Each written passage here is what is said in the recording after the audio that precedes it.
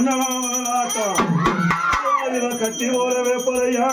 விட்ட லோகமதி ஈட்டி போல வேப்பலையா நீ கதக விட்ட லோகமல்ல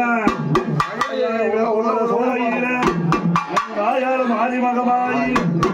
யாருக்கு வழங்காத இந்த சமயபலத்து மாரியம்மா அவர் எந்த வகை இருந்தாலும்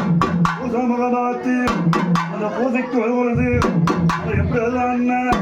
அடியவனுக்கு